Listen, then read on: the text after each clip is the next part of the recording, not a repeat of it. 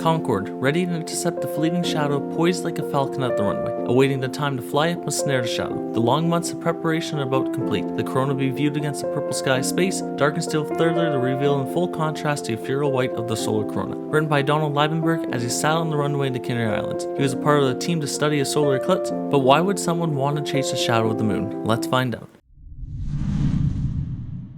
There are two different types of eclipses, solar and lunar. Lunar eclipses occur when the Earth passes between the Sun and the Moon, causing the Earth's shadow to fall on the Moon. Lunar eclipses have two types, which are total and partial lunar eclipses. However, we'll be focusing on solar eclipses. Solar eclipses occur when the Moon passes between the Earth and the Sun, casting a shadow on the Earth's surface. The alignment of the Sun, Moon, and Earth must be nearly perfect for a solar eclipse to occur. There are three main types of solar eclipses. During a total eclipse, the Moon completely covers the Sun, plunging the area within the Moon's shadow into darkness. Observers within the path of totality can witness the Sun's corona, along with other phenomena such as solar prominences and the solar chromosphere. In a partial solar eclipse, only part of the Sun is obscured by the Moon, resulting in partial darkening of the Sun's disk as seen from the Earth. An annular solar eclipse occurs when the Moon is too far from the Earth to completely cover the Sun's disk. This creates a ring of sunlight around the dark silhouette of the Moon. However, there's a very rare eclipse that can happen. A very rare eclipse type is a combination solar eclipse, which occurs under specific geometric conditions, where the Moon's distance from the Earth and apparent size are such that it alternates between causing a total and annular eclipses along different parts of the eclipse path. During a combination solar eclipse, observers located within the path annularity will see a ring of sunlight or ring of fire, surrounding the dark silhouette of the Moon at the maximum eclipse. During the totality of a solar eclipse, observers can often witness a phenomenon known as Bailey's beads. Francis Bailey first observed these irregularities on May 15, 1836 during an annular eclipse of the Sun, just moments before totality. Bailey's beads occur as the Moon covers the Sun during a solar eclipse. This effect is caused by the rugged topography of the lunar limb, which allows beads of sunlight to shine through in some places while being obscured in others. Solar eclipses provide invaluable opportunities for scientific study, allowing research to investigate the Sun's outer atmosphere, solar prominences, and other phenomena. However,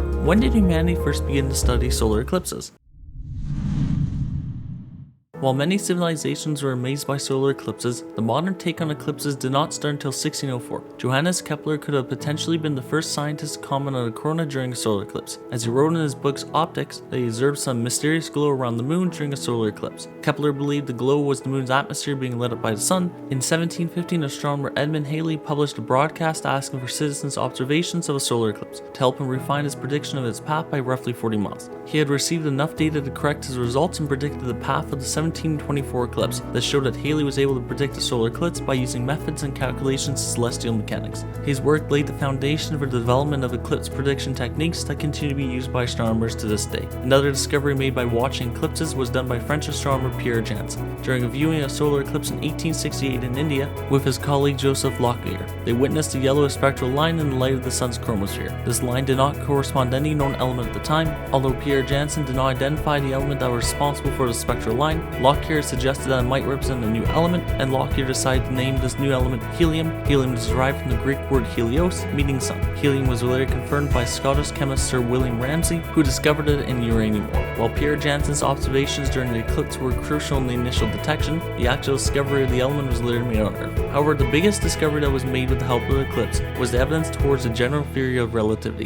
In 1916, Albert Einstein was the first to propose his theory of general relativity. Einstein's theory proposed that gravity is a warping of space and time, distorting the fabric of the universe. It wasn't until 1919 that results from an eclipse science expedition led by Sir Arthur Addington validated the theory. A large object like the Sun can distort space-time enough that its gravity could bend light. So during the eclipse on May 29, 1919, scientists observed that there were stars that appeared in the wrong place, showing evidence of Einstein's theory. In the 1930s, a French astronomer named Bernard Liat developed the coronagraph. The coronagraph is a specialized telescope designed to block out the bright disk of the Sun, allowing scientists to observe the much fainter solar corona. The coronagraph works by using an oscillating disk or mass to block the direct light of the Sun's surface, creating an artificial eclipse-like effect. Beginning in the 1960s, a new study of science is beginning to grow, which is known as heliophysics. Heliophysics is the study of the Sun's effects on Earth and other bodies within the solar system, as well as the changing conditions in space. Heliophysics lies as the foundation of the study of space weather and is also directly involved in understanding planetary habitability. Many spacecraft have been developed to help study the Sun, which includes the Parker Solar Probe. But how do we gather information during an eclipse? Modern science uses many different techniques to collect information from eclipses, such as space probes, chronographs, balloons, and sounding rockets. Specialized aircraft have been used to study the corona during the solar eclipse, such as the Concorde. NASA uses specialized aircraft such as WB-57s, Sophia 747, and the ER-2 planes. Let's go over each plane. Developed in secrecy by the famous Skunk Works and originally flown at Area 51, the U-2 or Dragon Lady is a reconnaissance spy plane that is flown by the US military. The ER-2 is a specialized U-2 used as the Earth Resources research aircraft that have been used to collect information about the Earth's resources, celestial observations, atmospheric chemistry and dynamics, and oceanic processes.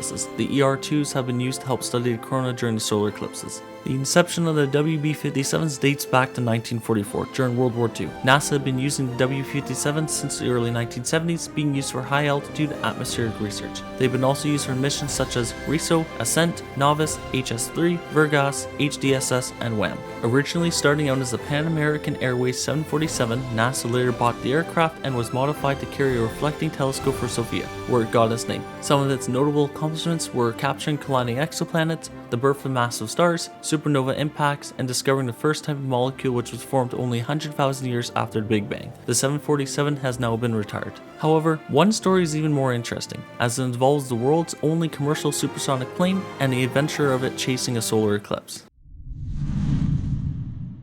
Total solar eclipses don't happen every day, so when they do happen, you have to take this opportunity. Back in 1973, there was a total solar eclipse that would be occurring over Africa, so scientists decided to fly an aircraft through a path of totality so they could gather information on eclipses and study the corona, and decided to choose the Concorde, as it could keep up with the moon's shadow for as long as possible. The speed of the shadow is calculated to be around 2,288 miles per hour, but can vary with each eclipse. However, you may be wondering what the Concorde is if you have never heard of it before. So here's a quick summary. Concorde was the world's first and only commercial supersonic plane to date. Originally developed through a partnership between France and UK, is an engineering marvel. The name Concorde is derived from the French word concorde, meaning agreement, harmony, and union. Concorde had operated from 1976 to 2003, being ultimately retired due to the cost of the aircraft, the September 11th attacks, and the crash of Flight 4590. However, the first prototype of Concorde was modified with rooftop portholes and equipped with observation instruments to be used on the 1973 solar eclipse mission in Africa. The 1973 solar eclipse mission was performed to conduct scientific observations and research of the eclipse event. Scientists from Los Alamos, the Paris Observatory,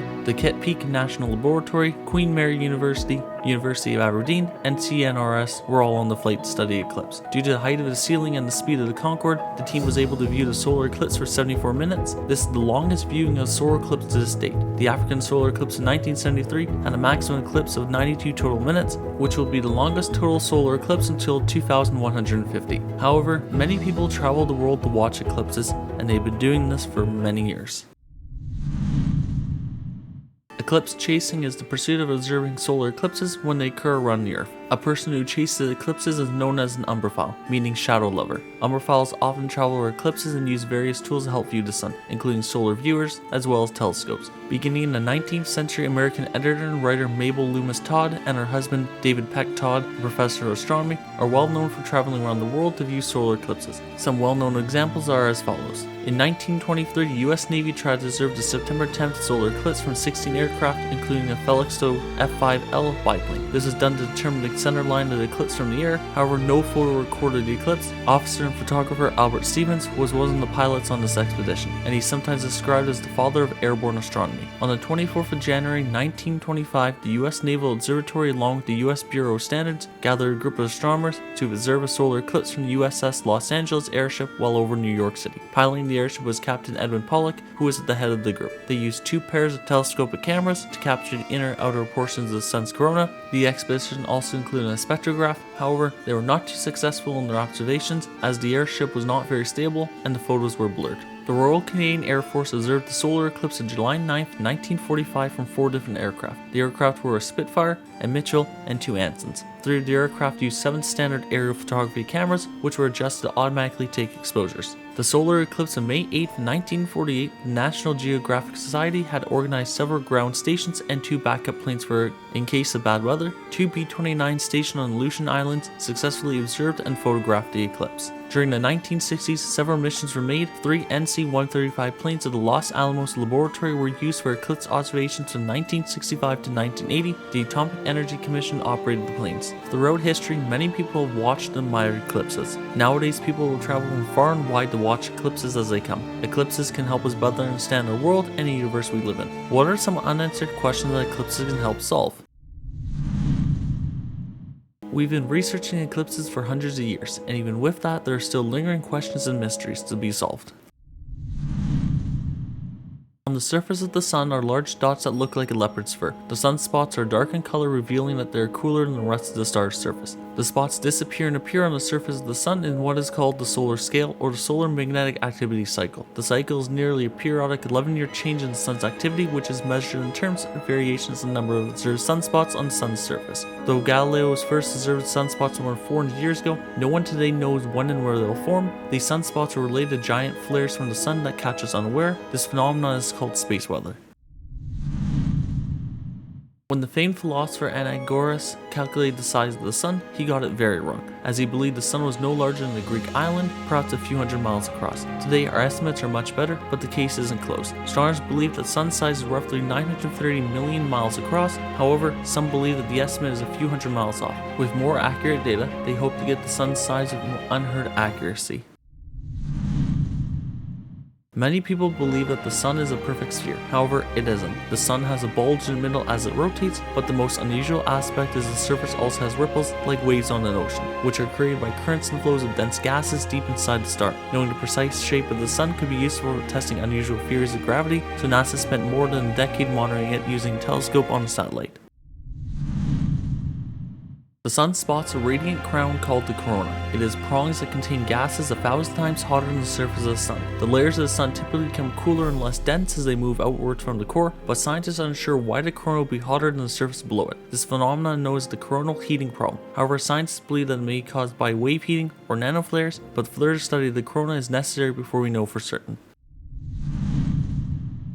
Everyone knows that the sky is different at night than during the day. It is darker and colder. However, during the shift that takes place at every sunset, the negatively charged upper reaches of the atmosphere become more positively charged in the dark. Scientists have created computer models of the chemical reactions behind the transition, but testing the models have been difficult since the changes occur gradually. To measure the changes in the atmosphere during the shifts, NASA flies specialized aircraft to chase eclipses to help collect as much data as possible.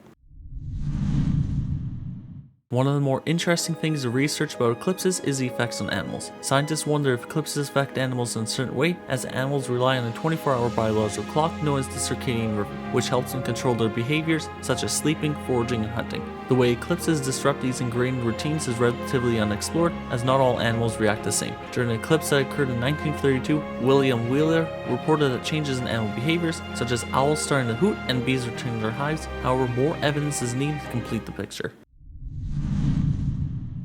For thousands of years, people have been witnessing solar eclipses, but one day, the Earth will experience its last. As the moon drifts further away from the Earth will experience its last total solar eclipse in the distant future, where it will appear too small in the sky to completely obscure the sun. The Earth will only experience annual eclipses, but putting an exact date on Earth's final total solar eclipse is a serious challenge. Since forming 4 billion years ago, the moon moves outwards in orbit as a result of the slowing of the Earth. During the moon landings, astronauts left retroflectors on the moon's surface. Researchers are able to fire lasers at the instruments and record how long it takes them to make a round trip. The rate of receding by the moon is 1.5 inches a year. Total solar eclipses are estimated to remain visible for 3 billion years, so instead of focusing on the end of the eclipses, let's focus on the fact that we are the only place in the solar system that can experience them.